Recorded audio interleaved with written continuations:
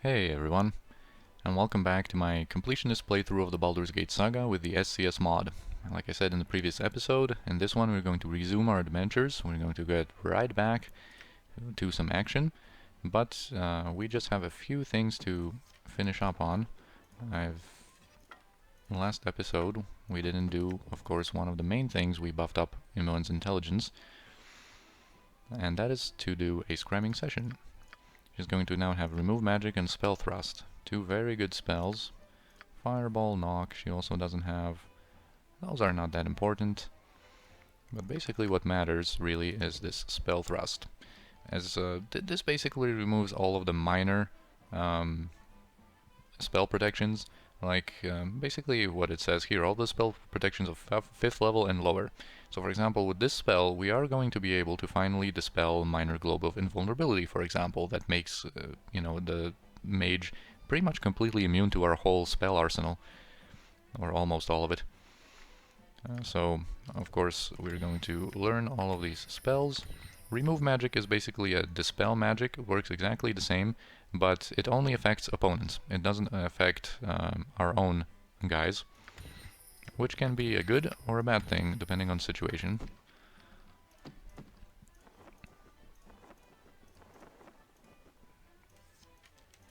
I'm clicking frantically. Right, we have to rest twice now, just to get the effects of that potion off of Imoen, so her strength is back to normal, and everything is back to normal. Now it is still daytime, and we can visit Terom to do some quick purchases and some quick... We can do some quick selling. We are going to sell these shields. We have like 2 of these fire resistance robes, which I'm still like probably not going to hold on to. Basically the thing is, like, for example, this gives you 20%, then with the ring of fire protection or fire resistance you can get up to 60, and then if you buff up a character with the resist fire and cold, you can, make them immune to fire, for example. But I think we're going to do things like that for certain encounters, but it's mostly going to be like Jaheira is going to be buffed up like that. Not so much Imoen, but, just to have options at our disposal, I think I'm going to still hold on to these robes. It's basically the thing with me where I just hold on to a thing that might be useful in the, like, 1 in a million situation, and then I just keep carrying that. We're also going to sell this Ankeg plate armor now that we have 2 full plate armors and 1 Ankeg plate. If anyone needs to have a good armor that's also lightweight, but we don't need 2. And I think that's it for now. And now let's make some purchases. Basically, I think the only thing I want to do is replenish my acid arrows a little bit. Oh, we bought all of them. But we can buy some more ice arrows. And we're going to also visit the Lantern in High Hedge, and there we will be able to buy some acid arrows. And from here I am going to buy this shadow armor, because this is in preparation of us recruiting a certain character that can also equip. He's going to be a fighter mage, and he can of course equip, because he's a fighter, part fighter, he can equip like Ankeg plate mail, or like full plate, but the thing is that he won't be able to use his thieving abilities in those heavy armors. And the thing is that you can keep switching between the heavy armor and like take the armor off if you want to use his thieving skills and whatnot. But just to, save us the hassle, I am going to get this shadow armor, and I might do a little bit of backstabbing with him. We'll see. So that little boost to his stealthiness is going to also maybe come in handy. Alright, now we're going to quickly go to High Hedge to make some other purchases, because our financial situation is so good that it definitely permits us to go a little crazy and just buy a few things.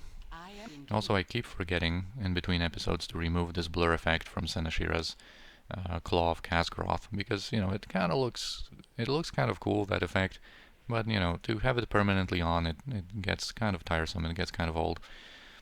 And also what I'm going to do, well, let's first buy a certain piece of equipment, and then I'm going to elaborate. Now, we love our acid arrows, so we're going to replenish our stack of those. Oh, I also wanted to show you the cool bolts, especially these bolts of lightning. You can see 4d4 electrical damage. It allows a save for half, but dang, those are really good bolts. And of course, we have bolts of biting as well that are very similar to the bolts to the arrows of biting. And you know what? We're also going to buy a little bit of this stuff, some magical bullets, so that if someone's protected by the protection from normal missiles, we can still get to him. And I think we're going to get some of those, electricity and ice maybe, just so we have some options if we want to add some meaningful damage from our slingers as well, from Jaheira and Branwen. They all allow a save for no damage, but they are still useful. Now we're going to buy, I think, a lot of scrolls, but first we're going to buy this Robe of the Good Archmagi for Imoen. This is going to provide her with a pretty good base armor class when it comes to a mage, a saving throw bonus all around for all saves, and this magic resistance is pretty much irrelevant. But yeah, this is also going to kind of free up her bracers slot. So I am going to, let's just double check. Yeah, we have our charisma robe, charisma cloak on. So let us buy this robe for Imoen.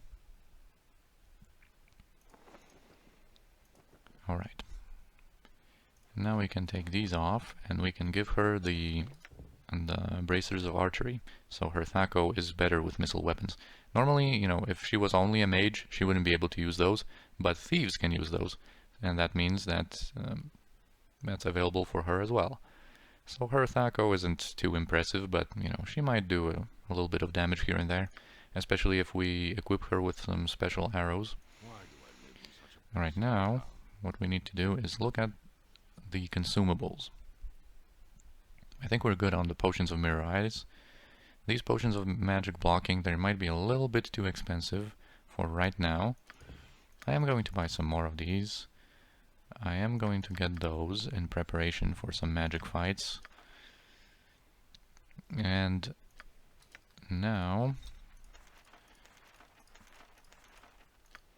we are also going to get some spell scrolls, so we can possibly cast some spells from scrolls themselves, not so much to scribe them and memorize them on Imoen, but just so we can have some scrolls like that at our disposal. So for example, we can cast this strength spell from a scroll just to buff up Jaheira's strength, for example, which I should do more often. Some resist sphere, castable from a scroll, might come in handy. There's also still this Horn of Khazgaroth, which I'm going to buy at some point later. Maybe let's get one of those. I think we should have 3 in total by now. We'll see if we're even going to use them, or maybe do something else.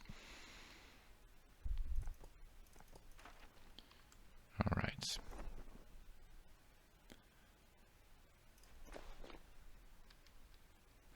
Just quick inspection. I didn't buy any more of these throwing daggers for Kiranai when we were at Terom's shop. Also, now that we have the Robe of the Archmagi on Imoen, you know, it gives us a saving throw bonus to everything, so we don't need to have these for a specific save.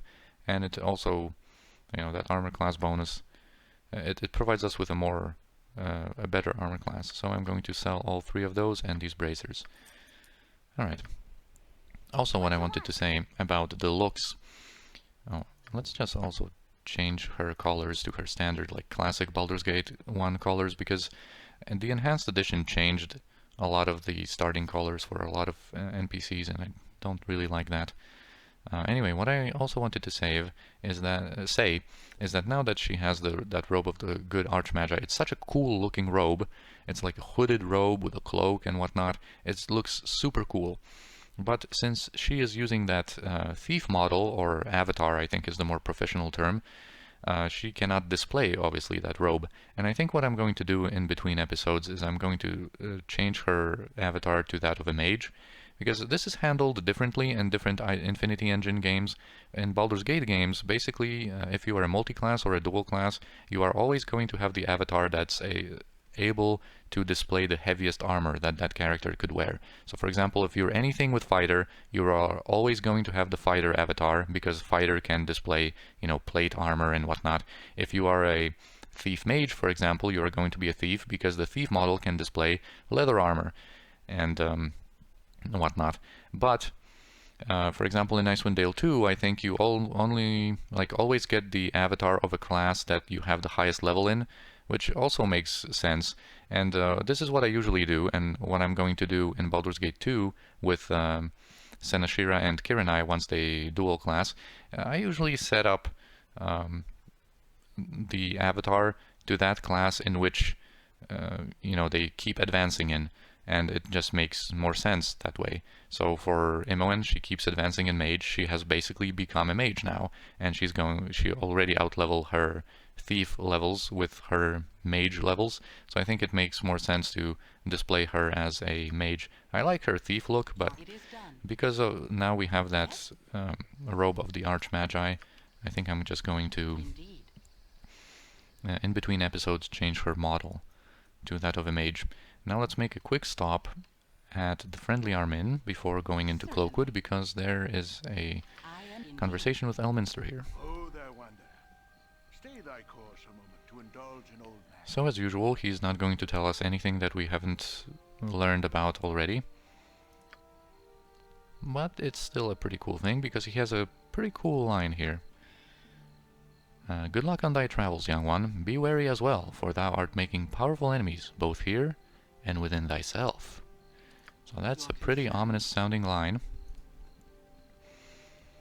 But, you know, we are getting closer to these answers when it comes to all of these signs, the inner voice, the dreams, and all of these ominous warnings that some characters have given us. You know, the answers are going to come, maybe not so soon, but, you know, we're getting there.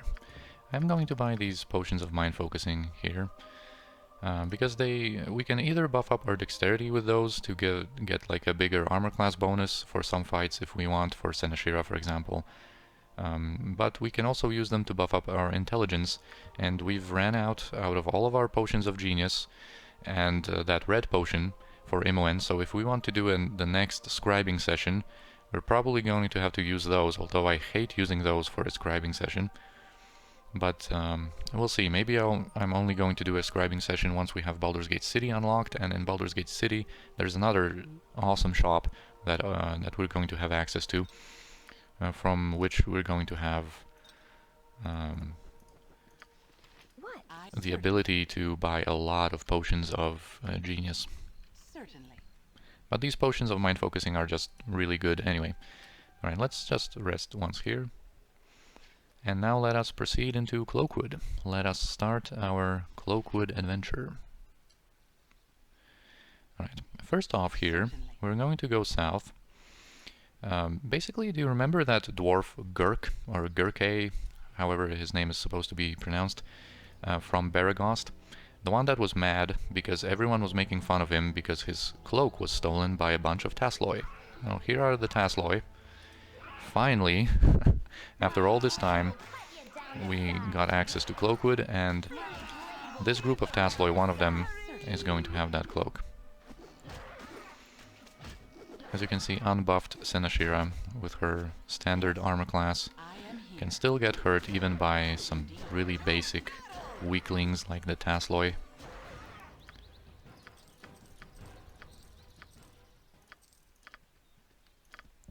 Right, here's the cloak. That's a cloak of non-detection. This is the NPC project. Banter. Kind of like, you know, what you would experience in Baldur's Gate 2, with characters just having different conversations with each other.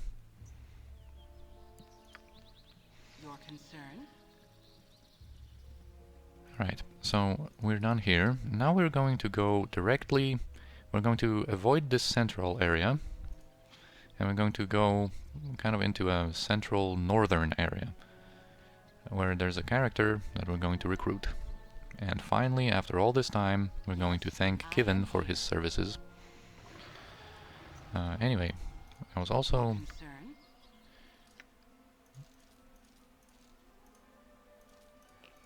I also wanted to talk about this Cloak of Non-Detection.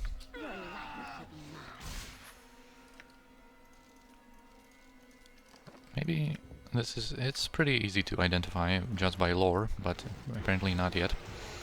This Cloak of Non-Detection is a pretty... wow, 22 crit, huh? That's what I was talking about when we were talking about the weaknesses of the Kensai. In Baldur's Gate 1, unless you install some mods and stuff, but there's no like headpiece that a Kensai can equip in Baldur's Gate 1, so for the entirety of Baldur's Gate 1 we are vulnerable to those critical hits, and you know, they can really mess us up, especially since that Kensai is our protagonist, and if she dies then it's game over, as we've already experienced with that Gibberling champion, that Gibberling hero, with his crit. Alright, so here's a particular character named Coran, and he is going to replace Kivin in our party. So before we dismiss Kivin, let's just have a look at his stats one final time. As you can see, he's a powerful killer.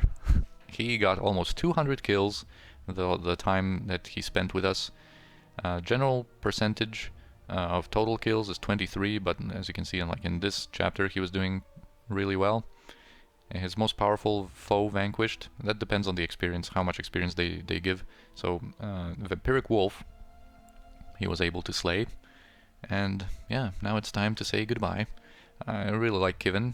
Unfortunately, the NPC Project developments I don't like nearly as much, but still, a great character, but now I have different plans for my party. So, we're just going to drop all of this on the ground, and Coran is going to pick this up.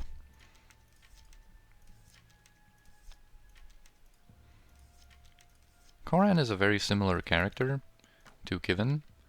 We can leave him his unique spear, I guess. Coran is a pretty similar character in how he kind of works out in combat. Yes? But there's going to be a couple of differences. Alright, so thank you, Kivin, for your services, and goodbye. So he's going to go back to the friendly Armin. And now we're going to talk with this character. What up? Oh, travelers, hold a moment. So, as you can see, I'm using a different portrait for him because his default portrait is just ridiculous. Anyway, so he's a thief and archer, and he has a proposal for us. So we can get rich. Alright, tell us more. So he basically has... he wants to hunt some wyverns, because apparently there's a bounty of 2,000 gold for a head of a wyvern. He explains here that, you know, it's not about dragons that people are confused about here. Those are wyverns because they have barbed tails and whatnot.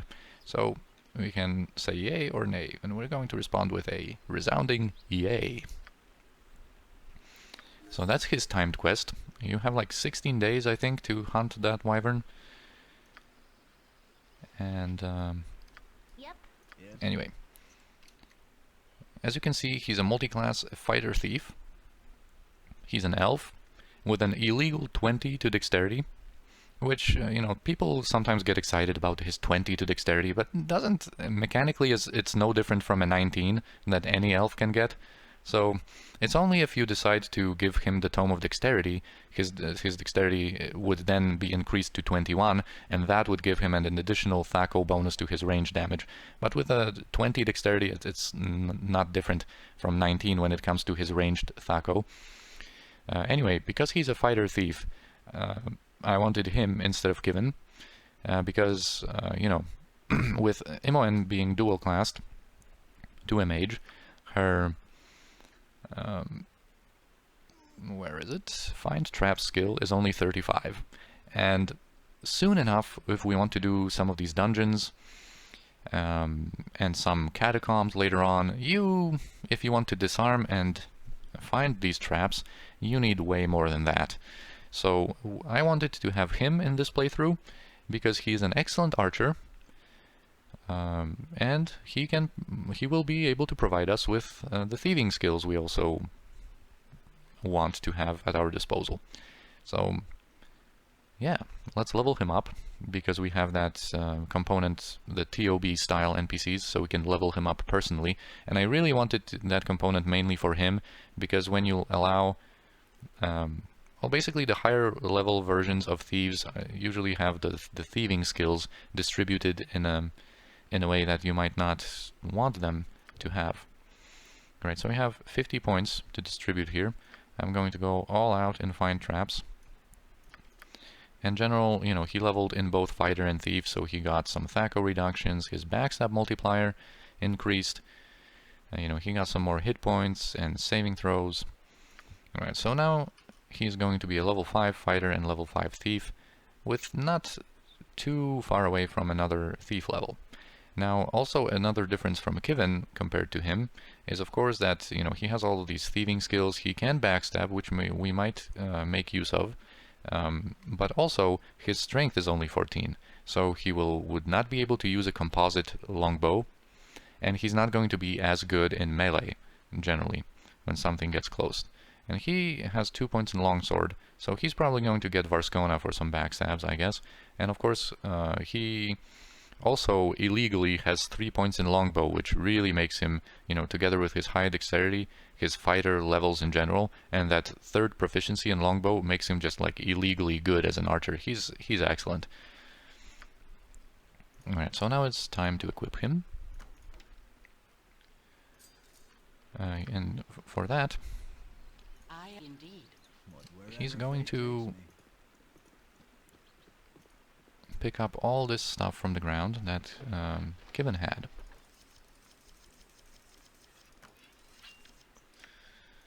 Okay.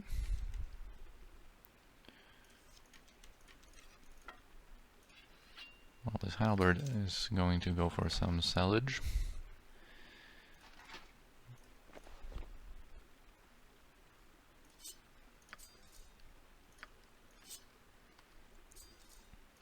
Did I change his script, by the way? Nope. Now I just wanted to sort these arrows, how I like them sorted.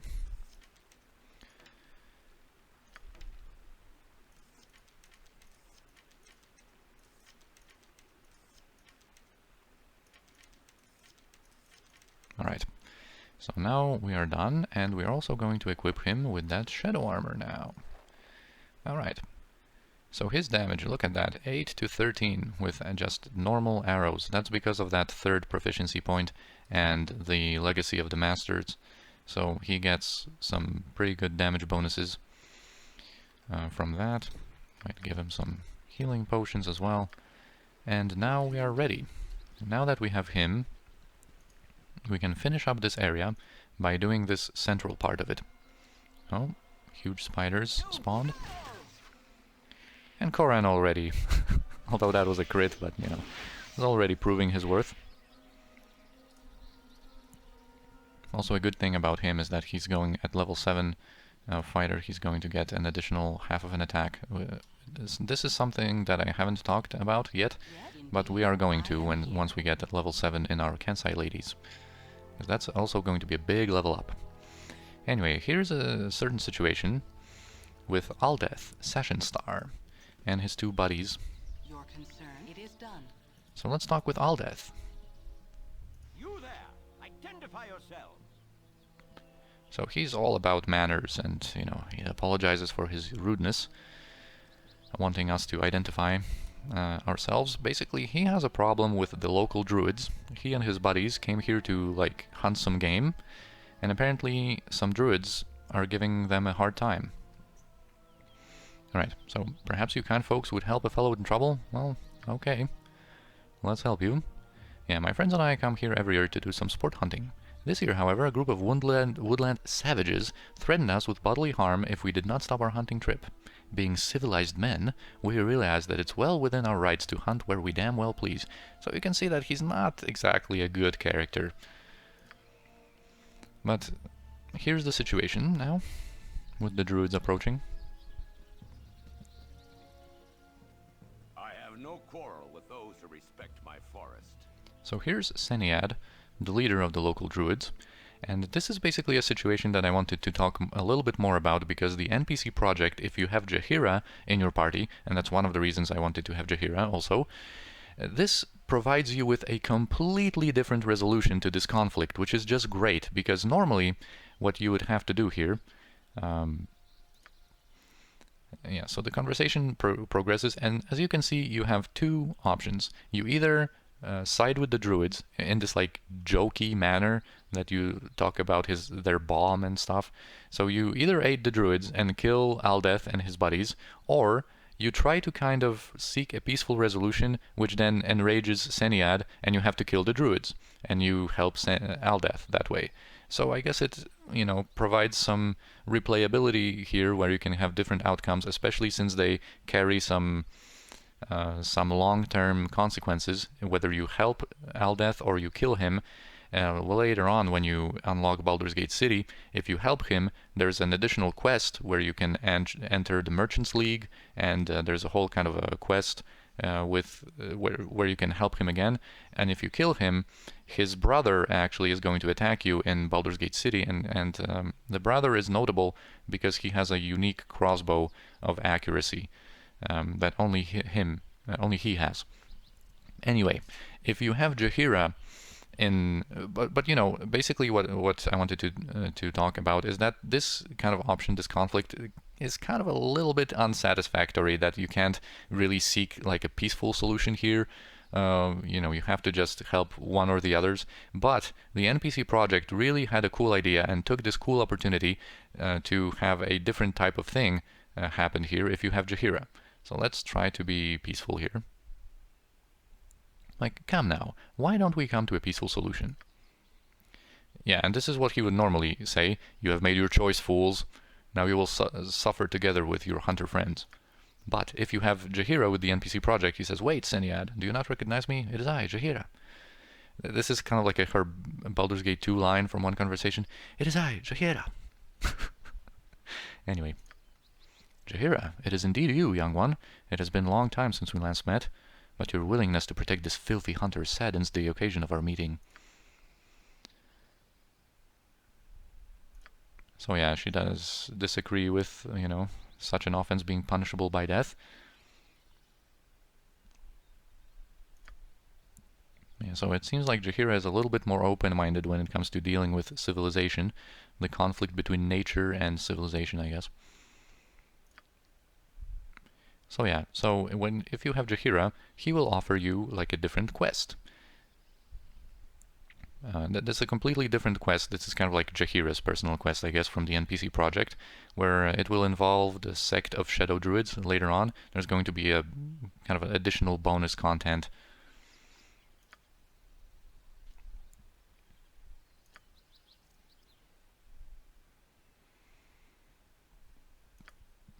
And basically they require the assistance of someone that the Shadow Druids don't know. Someone from outside these lands, I guess. So we can help them.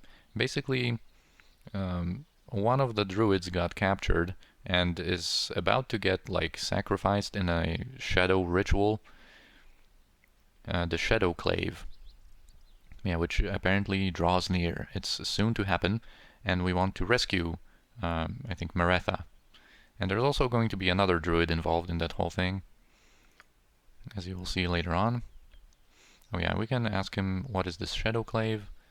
Yes, the secret celebration of the Shadow Druid sect, during which many druidic ceremonies take place. Initiation of new members is also rumored to happen during the celebration. Oh, I remember the Maretha was like undercover, and I think they uncovered that she's not really a Shadow Druid. Yeah, public torture and execution of traitors also happens during the Shadow Clave, and there's that's the other druid involved here, Beador.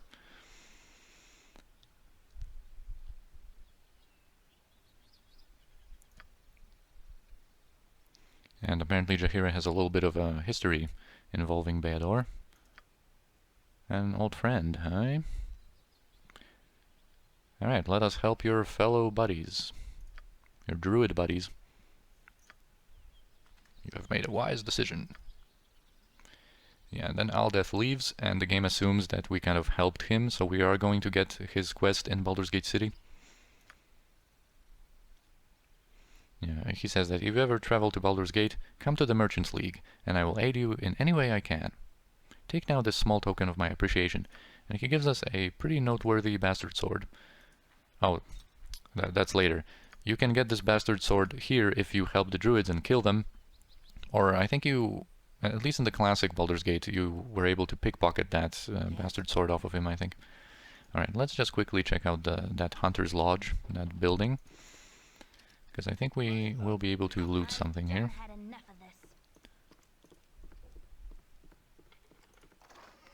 Oh, It is done. that's quite something, man. Can you, like, identify that? Ah, that's unfortunate. And I just now realized that I still haven't talked about this cloak of non-detection. I am here. Maybe I'll elaborate more on it once we identify it. Anyway, let's just teleport our guys, because our episode unfortunately is drawing to its close. But we've explored, basically this is the entirety of what this area offers to us. And we are going to continue our Cloakwood adventure in the next episode.